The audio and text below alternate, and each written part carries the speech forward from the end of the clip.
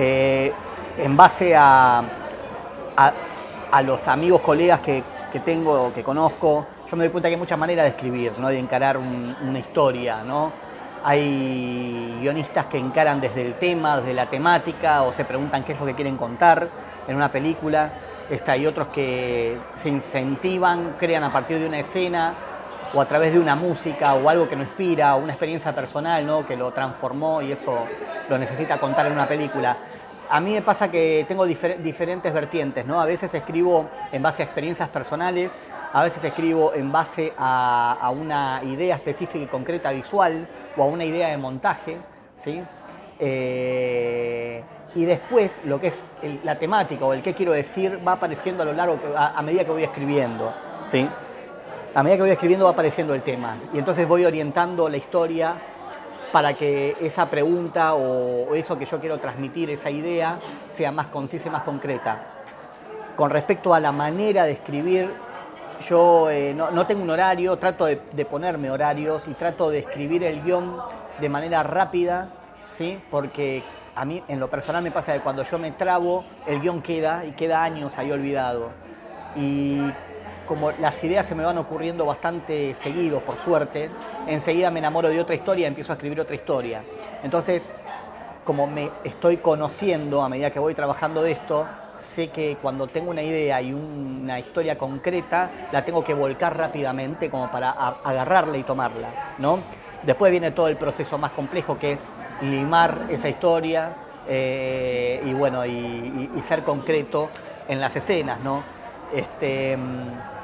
A la hora de escribir también trato de pensar mucho en la producción, trato de pensar en el dinero que me va a salir a hacer esa película, ¿sí? No sueño con imposibles.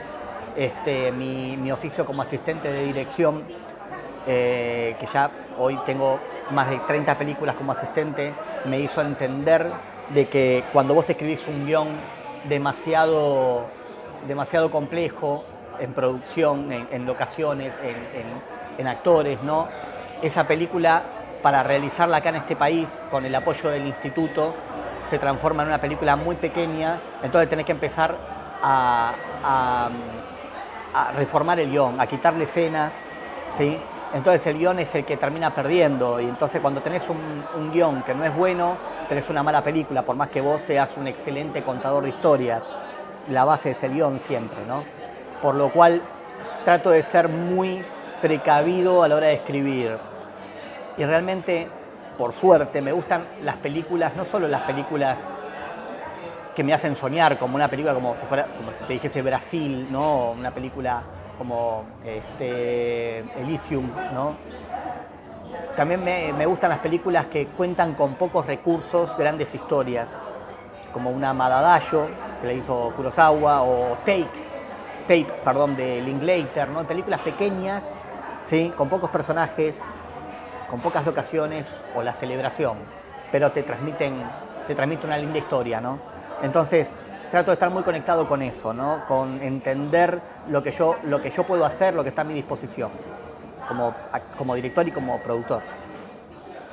Y otra cosa a la hora de escribir es que trato de no tenerle miedo a la estructura. No estoy pensando en los plot points, en que las primeras 15 páginas tienen que tener la presentación de personajes.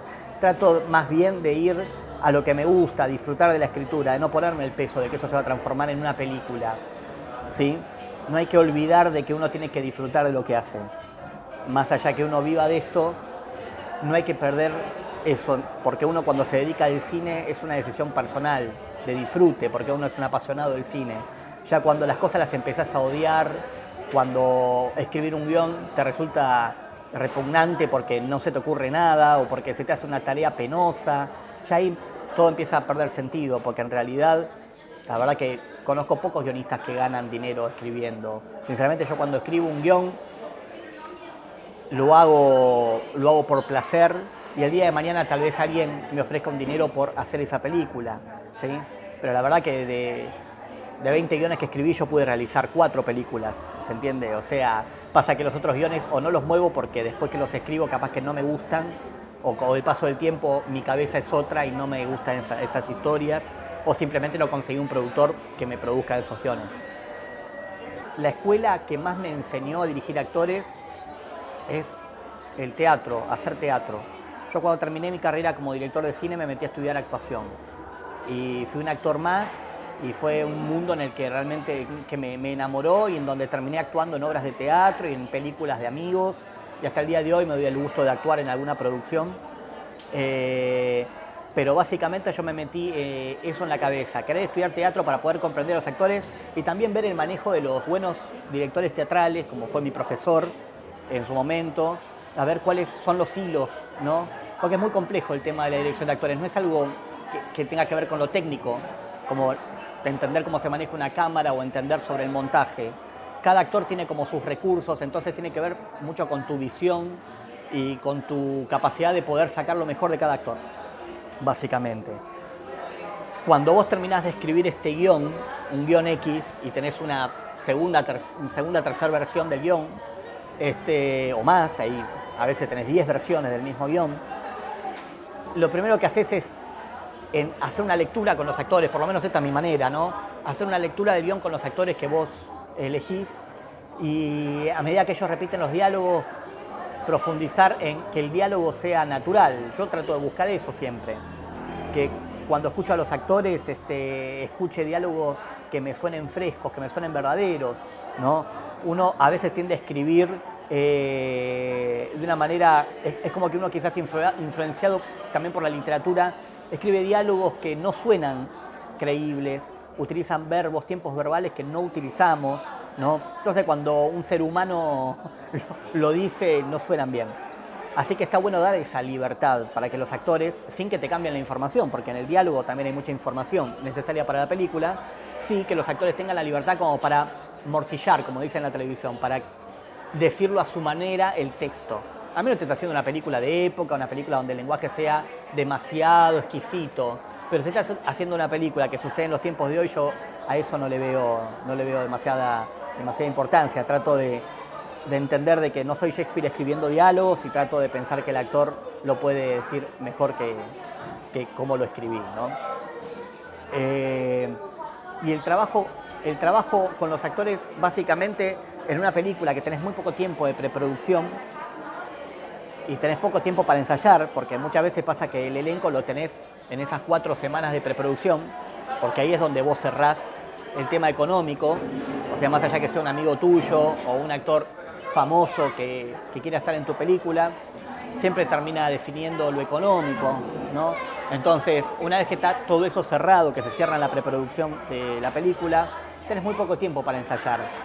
Y yo creo que para ensayar necesitas ir directamente al grano, ir a las escenas. No es como en teatro, en donde podés investigar sobre el pasado de esa relación. Decís, bueno, improvisemos ahora acerca de cómo es tu pareja con... Acá es ir directamente a la escena, saber cómo la querés montada, saber los tiempos, los recursos que tenés en edición y entender de que tenés que ir directamente al grano y ensayar las escenas más complejas del guión. Las que son sencillas yo creo que no son necesarias. Es confiar también en el actor que tenés ahí, ¿no? A su vez, cuando elijo un actor, necesito encontrar en él esta frescura que te marca de que el actor no está frente a una cámara, ¿se entiende? Hay muchas corrientes teatrales y a veces a los actores los capacitan para estar en un escenario, pero no para estar frente a una cámara. Por lo cual es importante que el actor sea muy natural, que no se sobreexijan gestos, ¿sí? Dejar lo acartonado de lado y tratar de ir como a la verdad, en la mirada sobre todo, que es básicamente el recurso básico del cine. Hay actores que te preguntan de dónde vienen y hacia dónde están yendo, pero otros saben perfectamente que en la escena 16 vienen de la muerte del padre, ¿no? Entonces ellos ya saben que tienen que tener determinada carga emocional, ¿no? En un rodaje yo lo que trato es que el actor esté básicamente cómodo, tampoco lo endioso, o sea, es una persona más, que es un eslabón más dentro de la película.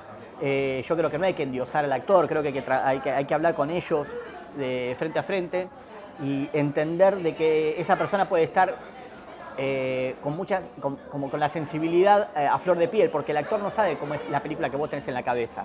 Ellos tienen la visión de su personaje, del total de la historia tal vez, pero no cómo vos vas a contar esa película, por lo cual tu trabajo como director es explicarle la manera en que va a ser narrada esa historia.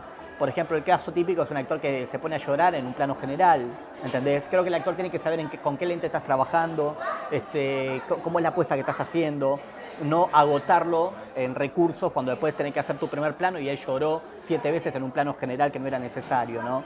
Creo que el actor tiene que saber ese tipo de cosas, ¿no? A su vez, a veces pasa que tenés que hacer alguna escena de sexo o alguna escena comprometida y por horarios de rodaje tenés que cortar en la mitad, fragmentás la escena, comés y después volvés. Y eso es inevitable, la verdad que es inevitable porque en el cine hay muchas cosas que tienen que ver con pautas sindicales, en donde vos tenés que comer en determinado horario, donde incluso las locaciones que vos alquilás también tienen exigencias. Y en el mundo ideal no existe en el cine, ¿viste? Como la vida misma, por lo cual a veces tenés que cortar una escena compleja donde el actor está exponiendo mucha sensibilidad y bueno, y después tiene que volver a retomar. Es parte del trabajo del actor. A eso voy con esto de no hay que endiosar, ¿sí? O sea, vos también al hacer una película también tenés un montón de problemas que tenés que afrontar. Y al actor le pasa lo mismo, él va a tener también que superar determinados conflictos dentro del rodaje, como por ejemplo, él hubiese preferido hacer la escena entre las 2 de la tarde y las 5 porque se siente mejor, pero bueno, viste, la escena terminás haciendo a las 7 de la mañana porque es el horario que te dieron la locación y bueno, habrá que hacer de tripas corazón y bueno, y adelante, ¿no? Siempre digo, buenos actores, buena onda y con buena predisposición y no genios actorales, mala onda y hinchahuevos. Siempre digo lo mismo. Siempre trato de armar mi equipo, no solo mi equipo técnico de gente amiga y profesional, sino también de un elenco que se ponga la remera, más allá que sea un trabajo, que tenga la remera puesta por sacar un buen proyecto adelante, ¿no?